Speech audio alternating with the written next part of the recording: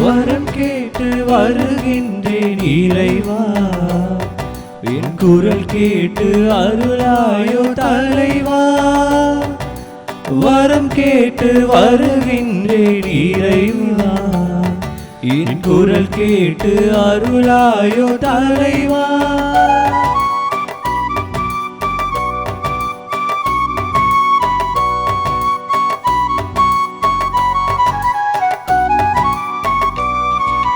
பகை சூழும் இதயத்தை சுவரை எல்லாம் என் பாசத்தால் தகர்கின்ற வரம் கேட்கின்றேன். பகை சூழும் இதயத்தை சுவரை எல்லாம் என் பாசத்தால் தகர்கின்ற வரம் கேட்கின்றேன். புகை சூழ்ந்து இருள் வாழும் மனதில் எல்லாம், புகை சூழ்ந்து இருள் வாழும் மனதில் எல்லாம் உன் பெயர் சொல்லி ஒளியேற்ற உன்னை கேட்கின்றேன். வரம் கேட்டு வருகின்றேன் இறைவா, என் குரல் கேட்டு அருளாயோ தலைவா. வரம் கேட்டு வருகின்றேன் இறைவா, என் குரல் கேட்டு அருளாயோ தலைவா.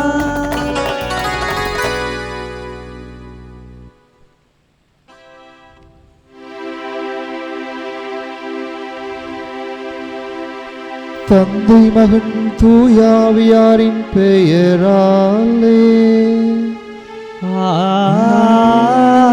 ஆமென். நம் ஆண்டவராகிய இயேசு கிறிஸ்துவின் அருளும் கடவுளின் அன்பும் தூயாவியாரின் தோழமையும் உங்கள் அனைவரோடும் இருப்பதாக. உம் ஆன்மாவோடும் இருப்பதாக. இயேசுவில் மிகவும் பிரியமான சகோதர சகோதரிகளே,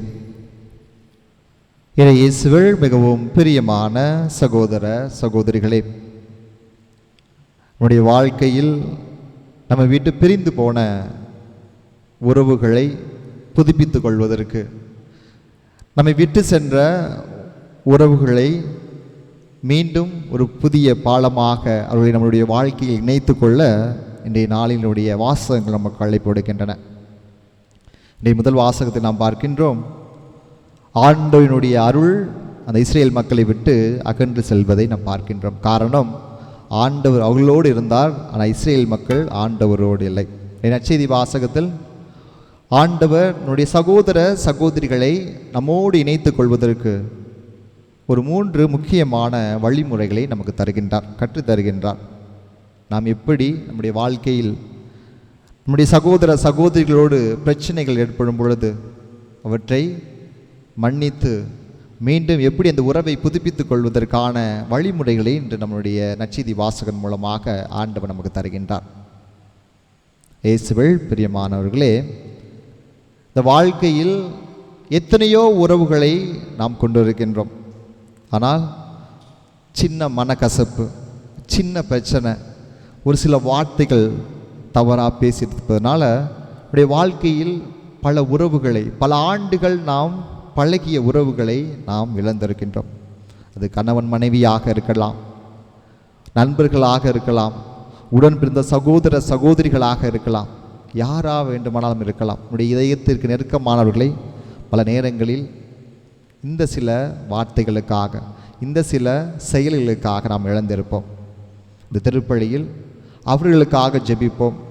அவர்களை ஆண்டவர் பாதத்திலே கொடுத்து, ஆண்டவரே, அவர்கள் எங்களுக்கு எதிராக பாவம் செய்திருந்தாலும் நான் அவர்களை உம்முடைய திருக்கரங்களில், உம்முடைய பாதங்களில் தருகின்றேன். எங்களுக்கு இடையே அந்த புதிய பாலத்தை, புதிய இணைப்பை, புதிய உறவை மீண்டும் புதுப்பித்து தாரும். மீண்டும் அவர்களிடம் பேசுவதற்கு அந்த ஒரு ஆற்றலை தாரும். மீண்டும் அந்த உறவை புதுப்பித்துக் கொள்வதற்கான ஒரு வல்லமையை தாரும் என்று அவர்களுக்காக அந்த திருப்பலில் ஒப்பு கொடுத்து ஜெபிப்போம். கண்களை மூடி யாரெல்லாம் நம்முடைய மனத்திற்கு வருகின்றார்களோ, யாரெல்லாம் நாம் சண்டை போட்டு இருக்கின்றோமோ, யாரெல்லாம் பேசாமல் இருக்கின்றோமோ, அவர்களை இந்த நேரத்திலே ஆண்டவர் பார்த்து தருவோம். ஆண்டவர் நிறைவாக நம்முடைய உறவை மீண்டும் புதுப்பித்துக் கொள்வதற்கு இந்த திருப்பலியில் ஆண்டவர் தொடர்ந்து நமக்கு அந்த ஆசிரியையும் வல்லமையும் தருவார் என்ற நம்பிக்கையோடு தொடர்ந்து திருப்பலியில் பங்கேற்போம். சகோதர சகோதரிகளே, தூய மறை நிகழ்வுகளை கொண்டாட நாம் தகுதி பெறும் பொருட்டு நம் பாவங்களை ஏற்றுக்கொள்வோம்.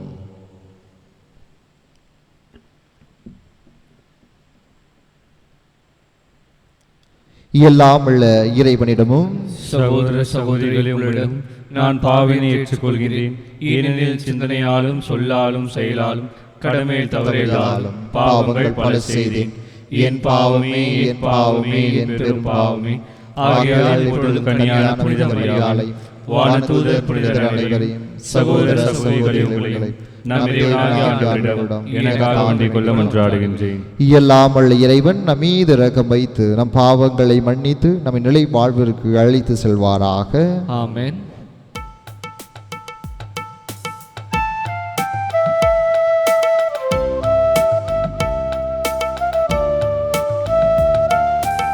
ஆண்டவரே இரக்கமாயிரும். ஆண்டவரே இரக்கமாயிரும். கிறிஸ்துவே இரக்கமாயிரும். கிறிஸ்துவே இரக்கமாயிரும். ஆண்டவரே இரக்கமாயிரும். ஆண்டவரே இரக்கமாயிரும்.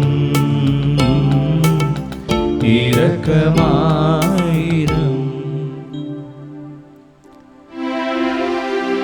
மன்றாடுவோமாக.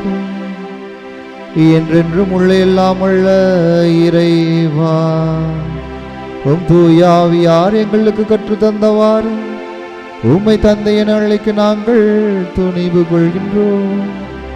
நீர் வாக்களித்த உரிமை பேரானக விண்ணக வீட்டுக்கு நாங்கள் வந்து சேரும்படி நீ தேர்ந்து கொண்ட மக்களுக்கு உரிய மனப்பான்மை எங்கள் இதயங்களில் பொழிந்தொள்வீராக. உமோடு தூயாவியாரின் ஒன்றிப்பில் இறைவனாய் என்றென்றும் வாழ்ந்து ஆட்சி செய்கின்ற ஆண்டவர் இயேசு கிறிஸ்து வழியாக உம்மை மன்றாடுகின்றோம்.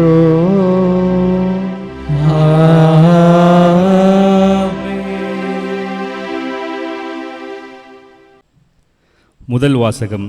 இறைவாக்கினர் எசேக்கியேல் நூலிருந்து வாசகம். அதிகாரம் 9 இறைவார்த்தைகள் 1 முதல் 7 மற்றும் அதிகாரம் 10 இறைவார்த்தைகள் 18 முதல் 22 முடிய.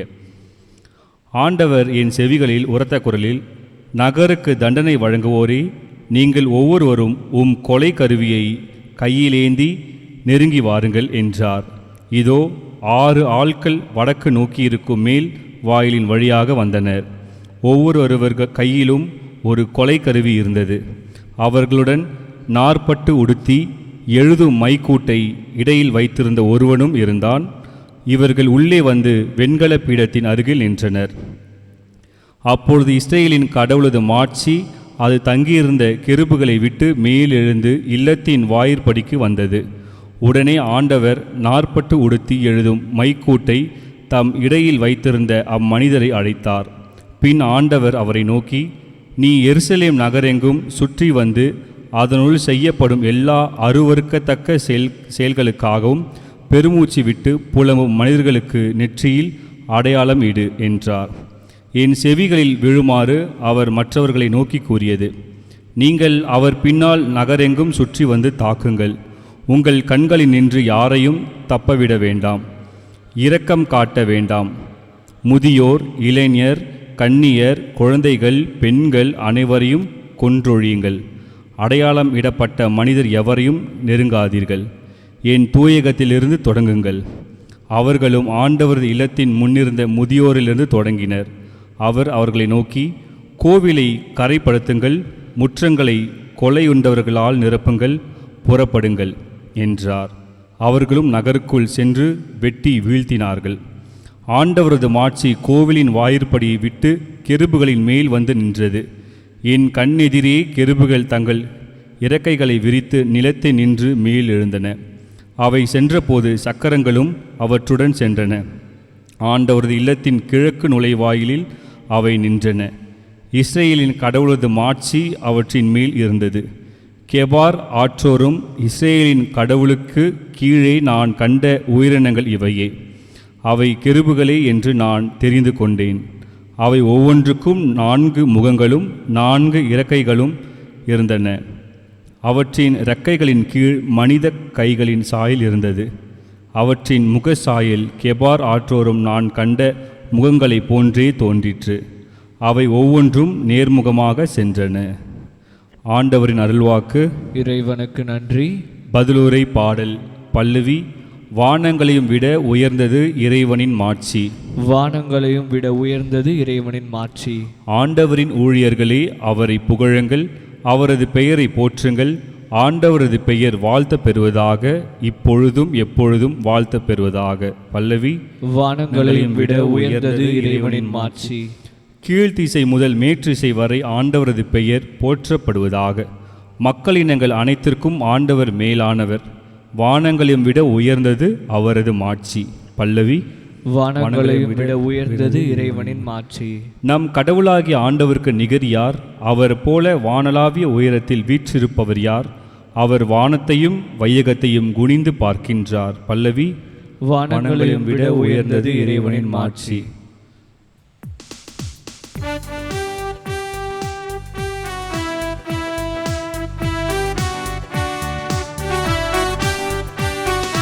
அல்லேலூயா அல்லேலூயா அல்லேலூயா அல்லேலூயா அல்லேலூயா அல்லேலூயா அல்லேலூயா அல்லேலூயா. கடவுள் கிறிஸ்துவின் வாயிலாக அவர்களை தம்மோடு ஒப்புரவாக்கினார். அந்த ஒப்புரவு செய்தியை அவரே எங்களிடம் ஒப்படைத்தார். அல்லேலூயா அல்லேலூயா அல்லேலூயா அல்லேலூயா. ஆண்டவர் உங்களோடு இருப்பாராக. உம் ஆன்மாவோடும் இருப்பாராக. மத்தேயு எழுதிய தூய நற்செய்தியிலிருந்து வாசகம். ஆண்டவரே, மாட்சி உமக்கே. அதிகாரம் 18 இறை வார்த்தைகள் 15 முதல் 20 முடிய. அக்காலத்தில் இயேசு தம் சீடர்களிடம் கூறியது, உங்கள் சகோதர சகோதரிகளில் ஒருவர் உங்களுக்கு எதிராக பாவம் செய்தால் நீங்களும் அவரும் தனித்திருக்கும்போது அவரது குற்றத்தை எடுத்து காட்டுங்கள். அவர் உங்களுக்கு செவி சாய்த்தால் நல்லது, உங்கள் உறவு தொடரட்டும். இல்லையென்றால் 2 அல்லது 3 சாட்சிகளுடைய வாக்குமூலத்தால் அனைத்தும் உறுதி செய்யப்படும் என்னும் மறைநூல் மொழிக்கு ஏற்ப உங்களோடு 1-2 பேரை கூட்டிக் கொண்டு போங்கள். அவர்களுக்கும் செவி சாய்க்காவிடில் திருச்சபையிடம் கூறுங்கள். திருச்சபைக்கும் செவி சாய்க்காவிடில் அவர் உங்களுக்கு வேற்றினத்தவர் போலவும் வரி தண்டுபவர் போலவும் இருக்கட்டும். மண்ணுலகில் நீங்கள் தடை செய்பவை அனைத்தும் விண்ணுலகில் தடை செய்யப்படும். மண்ணுலகில் நீங்கள் அனுமதிப்பவை அனைத்தும் விண்ணுலகிலும் அனுமதிக்கப்படும் என நான் உறுதியாக உங்களுக்கு சொல்கிறேன். உங்களுள் 2 மண்ணுலகில் தாங்கள் வேண்டும் எதை குறித்தும் மனமொத்திருந்தால் விண்ணுலகில் இருக்கும் என் தந்தை அதை அவர்களுக்கு அருள்வார். ஏனெனில் 2 அல்லது 3 பேர் என் பெயரின் பொருட்டு எங்கே ஒன்றாக கூடுகின்றார்களோ அங்கே அவர்களிடையே நான் இருப்பேன் என உறுதியாக உங்களுக்கு சொல்கிறேன். ஆண்டவரின் அருள்வாக்கு. கிறிஸ்துவே, உமக்கு புகழ். இயேசுவில் மிகவும் பிரியமான சகோதர சகோதரிகளே, இன்றைய வாசகங்கள் நம்முடைய உறவுகளை புதுப்பித்து கொள்ள நமக்கு ஒரு அழைப்பை கொடுக்கின்றன. இந்த உறவை புதுப்பித்துக் கொள்ளுதல் என்பது நாம் நம்மோடு நெருக்கமாக இருந்த சகோதர சகோதரிகளை ஒரு சில மனத்தாங்கல்களாக கோபமாக இருக்கலாம், ஒரு சில காரணங்களுக்காக நாம் அவர்களோடு ஏற்பட்ட அந்த மனத்தாங்களை விலக்கி ஒரு புதிய உறவை மீண்டும் அந்த உறவை ஏற்படுத்தி கொள்ள இன்றைய வாசகங்கள் நமக்கு அழைப்பு விடுக்கின்றன. இன்றைய முதல் வாசகத்தை பார்த்தோமென்றால், இன்றைய முதல் வாசகத்தில் இந்த இஸ்ரேல் மக்கள் ஆண்டவரை அருளை இழந்து தவிக்கின்ற ஒரு மக்களாக இருப்பதை நாம் பார்க்க முடிகின்றது. ஆண்டவருடைய அருளை முழுவதுமாக இழக்கிறாள். தேடி வந்த ஆண்டவருடைய அருள் அவர்களை விட்டு விலகி செல்வதை இன்றைய முதல் வாசகத்தில் எசேக்கியேல் இறைவாக்கினர் மிகவும் அழகாக எடுத்துரைக்கின்றார். காரணம், அவருடைய மத்தியிலே ஆலயம் இருந்தது, கடவுளுக்கென்ற ஒரு பகுதி இருந்தது. ஆனால் அவர்கள் கடவுளோடு இல்லை. கடவுள் அவர்களுக்கு பாதுகாப்பாக, அரணாக, ஒரு சுற்றுச்சுவராக, அனைத்துமாக கடவுள் அவர்களோடு இருந்தார், அவர்களை வழிநடத்தினார்.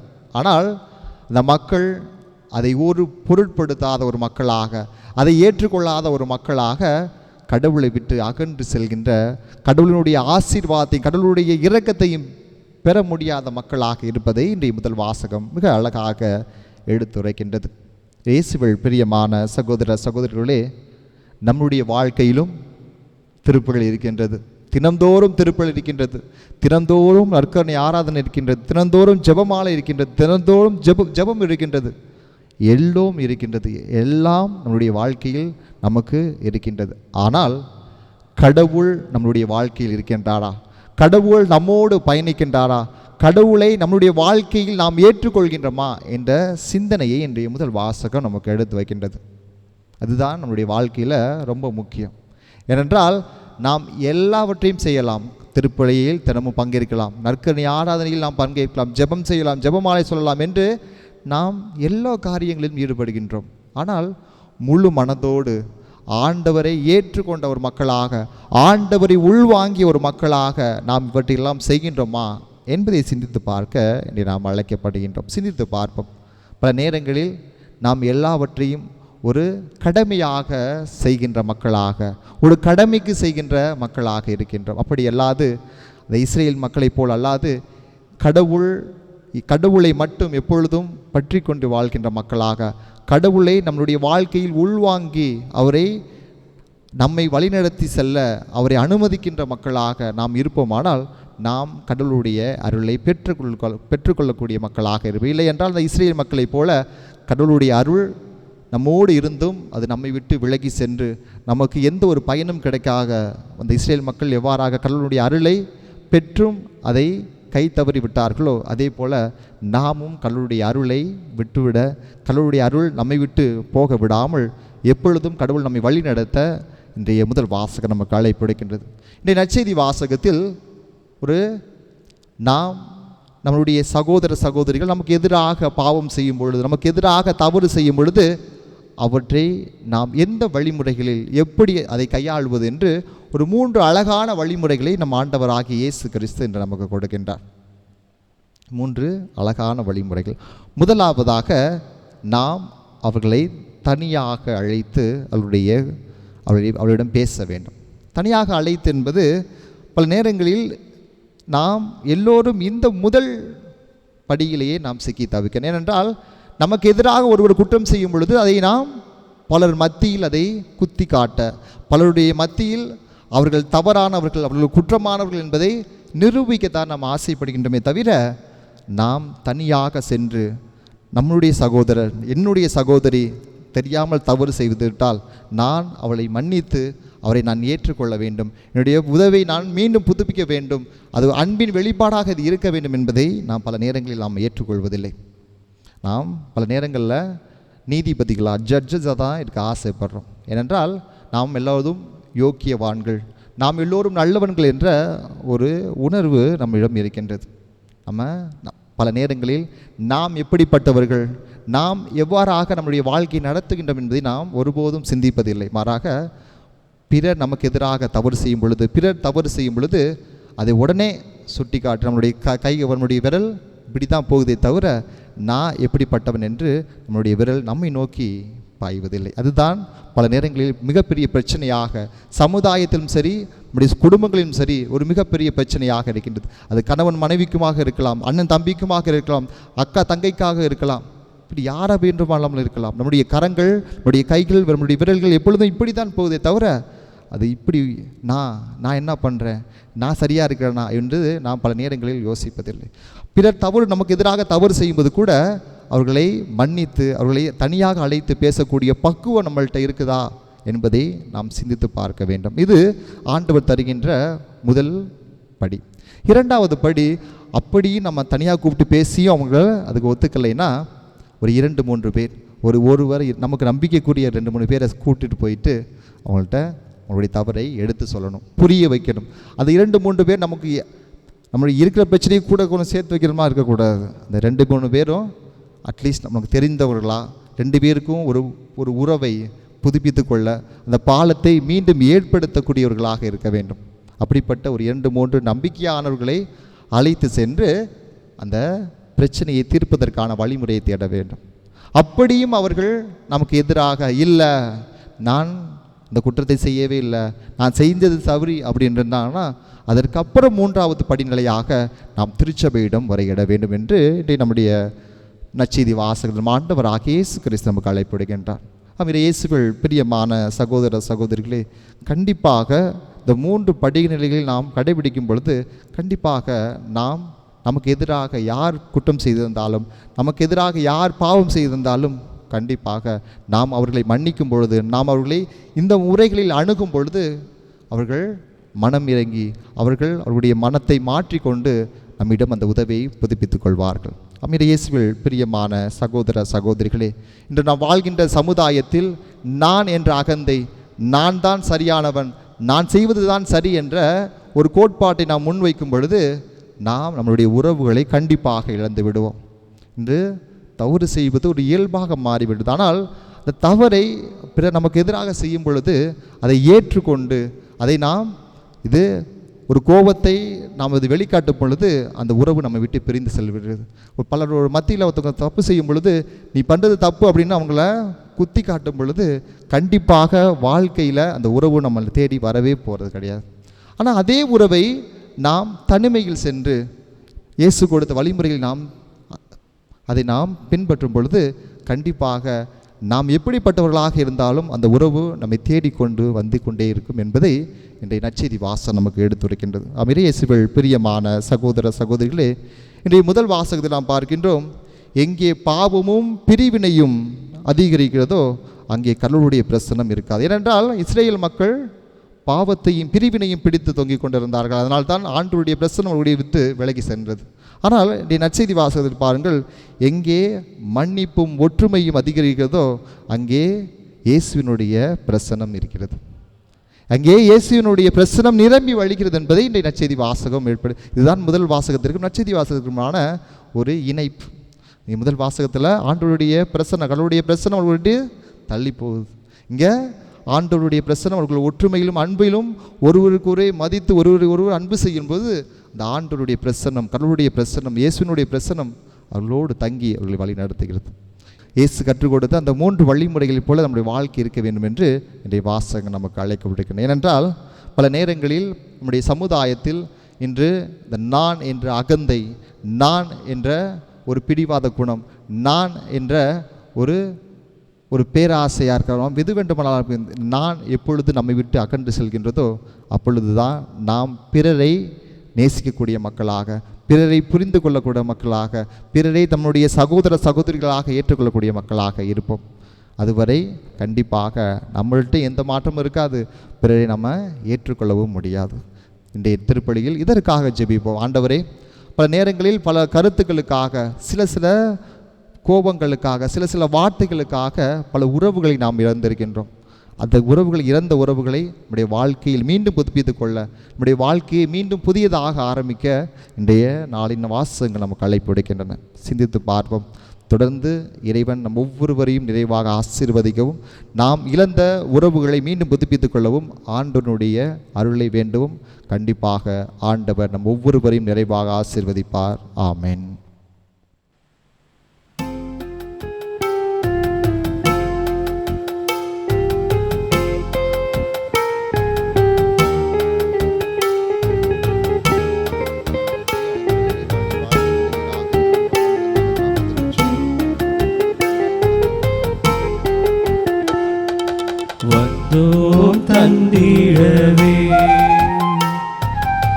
தந்தாய் ஏற்றிடுவாய். என் வாழ்வை உமக்கே பலியாய் தந்தும் அன்பாய் ஏற்றிடுவாய். என் வாழ்வை உமக்கே பலியாய் தந்தும் அன்பாய் ஏற்றிடுவாய்.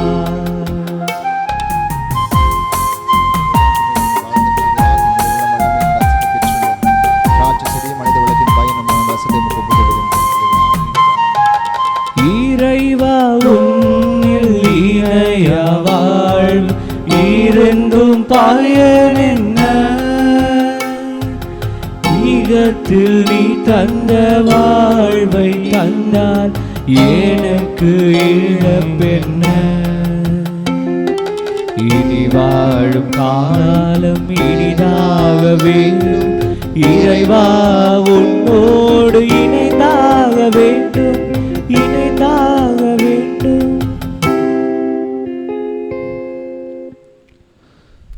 சகோதர சகோதரிகளே, என்னுடையதும் உங்களுடையதுமான பலி எல்லாமல்ல தந்தையாக இறைவனுக்கு ஏற்றதாகும்படி மன்றாடுங்கள். ஆண்டவர் தமது பெயரின் புகழ்ச்சிக்காகவும் மாட்சிக்காகவும் நமது நன்மைக்காகவும் புனித திருவிழாவின் நலனுக்காகவும் உமது கையிலிருந்து பலி ஏற்றுக்கொள்வதாக. ஆண்டவரே, உமது திரு அவையின் காணிக்கைகளை மகிழ்வுடன் ஏற்றருளும். இரக்கத்தால் நீர் எங்களுக்கு அளித்த காணிக்கைகள் உமது ஆற்றலால் எங்கள் மீட்பின் மறை நிகழ்வாக மாற செய்வீராக. எங்கள் ஆண்டவராகிய இயேசு கிறிஸ்து வழியாக உம்மை மன்றாடுகின்றோம். ஆமென். ஆண்டவர் உங்களோடு இருப்பாராக. உம் ஆன்மாவோடும் இருப்பாராக. இதயங்களை மேலே எழுப்புங்கள். ஆண்டவரிடம் எழுப்பியுள்ளோம். நம் இறைவனாகிய ஆண்டவருக்கு நன்றி கூறுவோம். அது தகுதியும் நீதியுமானது. தூயவரான தந்தையே, உம் அன்பார்ந்த மகன் இயேசு கிறிஸ்து வழியாக எந்நாளும் எவ்விடத்திலும் நாங்கள் உமக்கு நன்றி செலுத்துவது மெய்யாகவே தகுதியும் நீதியுமாகும், எங்கள் கடமையும் மீட்பிற்குரிய செயலுமாகும். உம் வார்த்தையான அவர் வழியாக அனைத்தையும் படைத்தீர். அவரையே மீட்பராகவும் ஈடேற்றுபவராகவும் எங்களுக்கு அனுப்பினீர். அவர் தூய ஆவியால் உடல் எடுத்து கன்னி மரியாவிடமிருந்து பிறந்தார். அவர் உமது திருவுளத்தை நிறைவேற்றி புனித மக்களை உமக்கு பெற்றுத்தர தம் கைகளை விரித்து பாடுபட்டார். இவ்வாறு அவர் சாவை வென்று உயிர்ப்பை வெளிப்படுத்தினார்.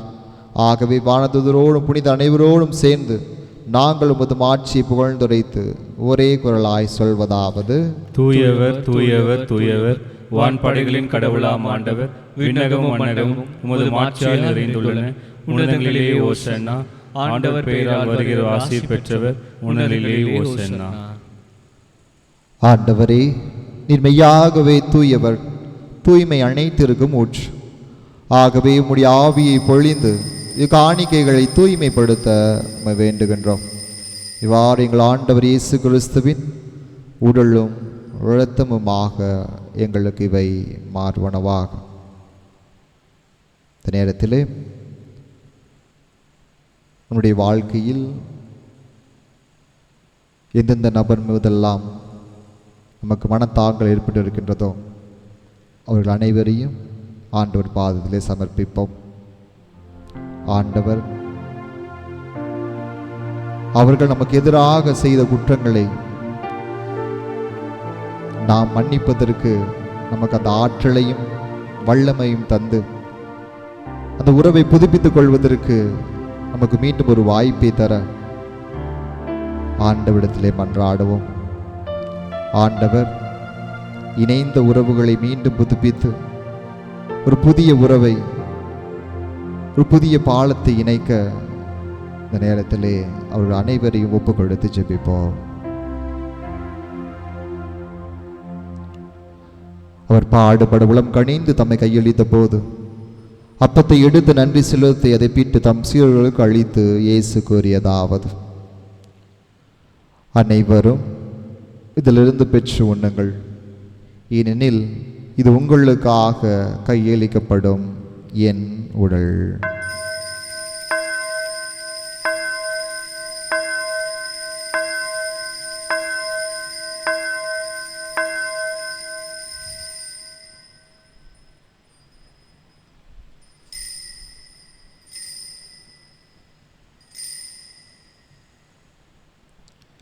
அவர் நம்மை இரவு விருந்தி அருந்திய பின் கிண்ணத்தையும் எடுத்து மீண்டும் உமக்கு நன்றி கூறி தம் சீடர்களுக்கு அளித்து இயேசு கூறியதாவது: அனைவரும் இதிலிருந்து பெற்று பருகுங்கள், ஏனெனில் இது புதிய நிலையான உடன்படிக்கைக்குரிய என் இரத்தத்தின் கிண்ணம். இது பாவ மன்னிப்புக்கென்று உங்களுக்காகவும் பலருக்காகவும் சிந்தப்படும். இதை என் நினைவாக செய்யுங்கள்.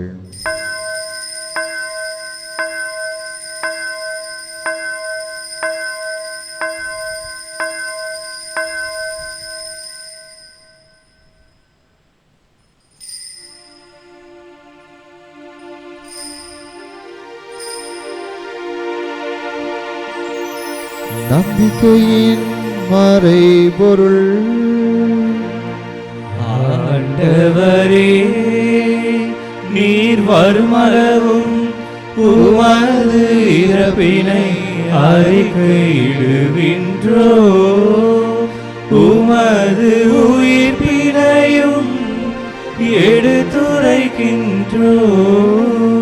ஆகவே ஆண்டவரே, நாங்கள் கிறிஸ்துவின் இறப்பினையும் உயிர்ப்பினையும் நினைவு கூர்ந்து வாழ்வு தரும் அப்பத்தையும் மீட்பளிக்கும் கிண்ணத்தையும் ஒப்புக் கொடுக்கின்றோம். திருமுன் என்று உமக்கு ஊழியம் புரிய தகுந்தவர்களை எங்களை ஏற்றுக்கொண்டீர். எனவே உமக்கு நன்றி செலுத்துகின்றோம். மேலும் கிறிஸ்துவின் உடலிலும் இரத்தத்திலும் பங்கு கொள்ளும் எங்களை தூய ஆவியார் ஒன்று சேர்க்க வேண்டும் என உம்மை தாழ்மையுடன் மன்றாடுகின்றோம். ஆண்டவரே, உலகெங்கும் பரவியிருக்கும் ஒரு திரு அவையை நினைவு கூர்ந்தள்ளும். எங்கள் திருத்தந்தை லியோ, எங்கள் பேராயர் ஜார்ஜ், எல்லா திருநிலையினர் ஆகிய அனைவரோடும் திரு அவை அன்பில் நிறைவு பெற செய்தள்ளும். மேலும் உயிர்த்தலும் எதனோக்குடன் தொழில் கொள்ளும் எங்கள் சகோதர சகோதரிகளையும் இறந்தோர் அனைவரையும் இரக்கத்துடன் நினைவு கூர்ந்து திருமுக ஒளியினுள் ஏற்றள்ளும். எங்கள் அனைவர் மீதும் இரக்கமாயிரும். கடவுளின் கன்னி தாயான புனித மரியா, அவருடைய கணவரான புனித யோசேப்பு, புனித திரு தூதர்கள், இவ்வுலகில் உமக்கு உகந்தவராய் இருந்தோர் ஆகிய புனிதர் அனைவருடனும் நாங்கள் நிலை வாழ்வில் பங்கு கொள்ளும் தகுதி பெற்று திருமகன் இயேசு கிறிஸ்து வழியாக உம்மை புகழ்ந்தேத்தும் வரமருள உம்மை மன்றாடுகின்றோம்.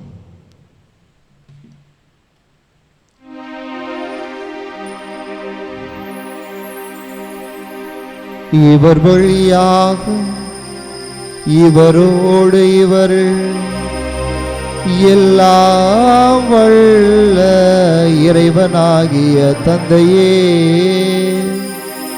தூய ஆவியாரின் ஒன்றிப்பு எல்லா புகழும் மாட்சியும் என்றென்றும் உமக்கு உரியதே. ஆமென், ஆமென், ஆமென்.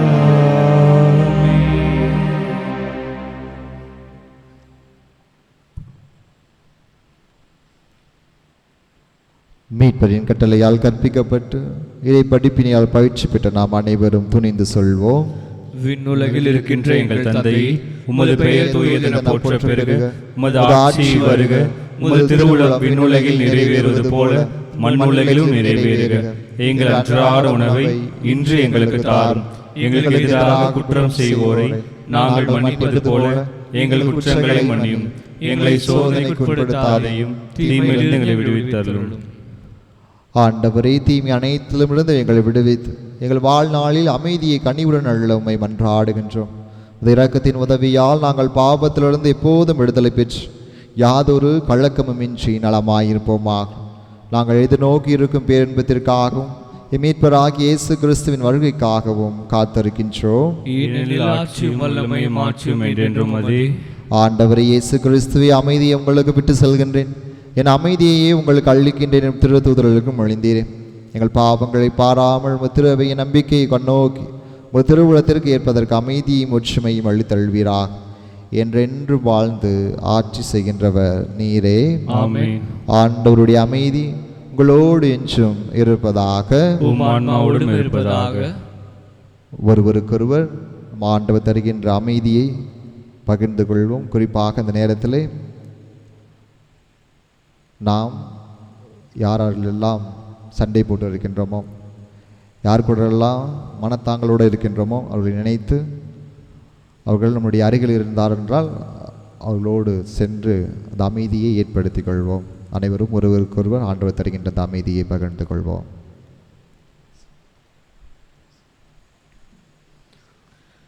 உலகின் பாவங்களை போக்கும் இறைவனின் செம்மறியே, எங்கள் மேல் இரக்கமாயிரும். உலகின் பாவங்களை போக்கும் இறைவனின் செம்மறியே, எங்கள் மேல் இரக்கமாயிரும். உலகின் பாவங்களை போக்கும் இறைவனின் செம்மறியே, எங்களுக்கு அமைதி அளித்தருளும்.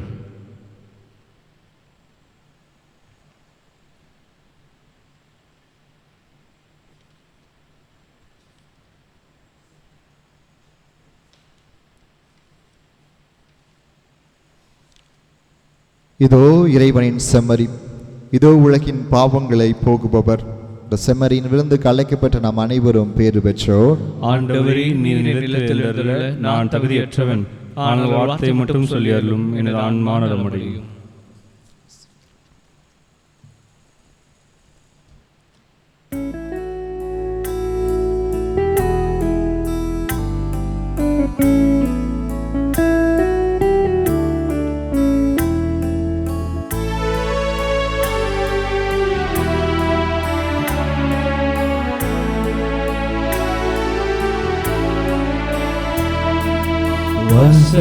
வசந்தராகம் பாடுவோம் இந்த புனிதமான விருந்தினில்.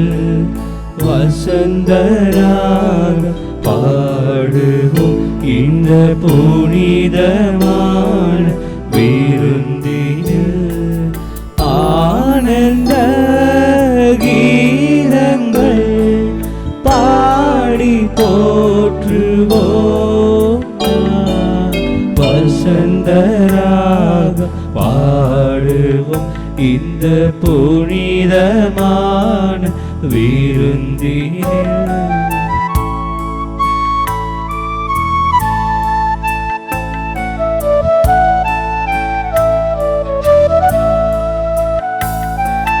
விண்வெளி போற்றி பாடும் இந்த மன்னன் வருகையில். காற்றும் ராகம் பாடும் இந்த நீதயம் எழுகையில். கடல் அலைகள் கவி பாடும் இந்த மீட்பர் புகழினை. அவர் அன்பு நம்மை காக்கும், அவரை போற்றுவோம் நாம். வசந்தராகம் பாடுவோம் இந்த புனிதமான விருந்தினில்.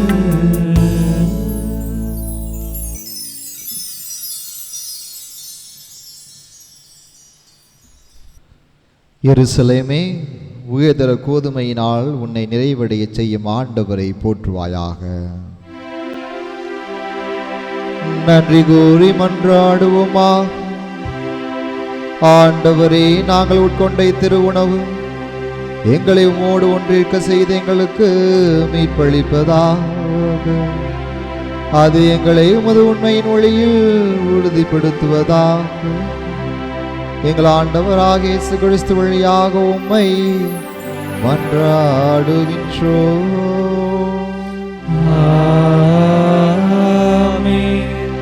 ஆண்டவர் உங்களோடு இருப்பாராக. உம் ஆன்மாவோடும் இருப்பாராக. எல்லாம் வல்ல இறைவன் தந்தை, மகன், தூயாவியார் உங்களுக்கு ஆசி வழங்குவாராக. ஆமென். இழந்த உறவுகளை புதுப்பித்துக் கொள்ள சென்று வாழுங்கள். திருப்பலி நிறைவேறிற்று. இறைவனுக்கு நன்றி.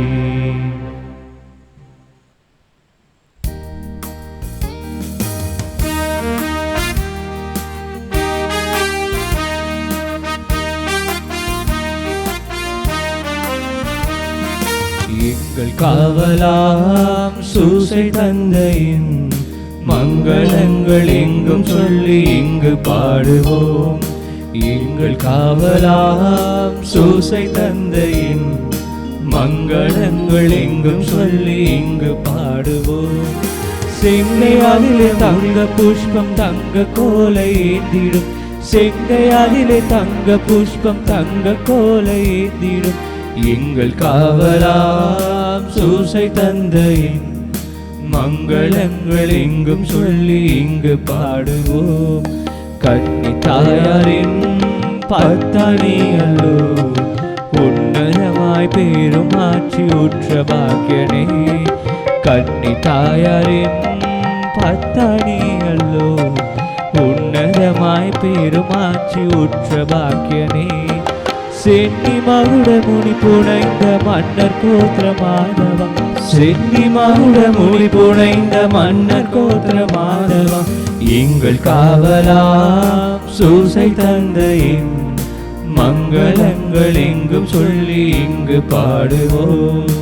மங்களங்கள் எங்கும் சொல்லி இங்கு பாடுவோம்.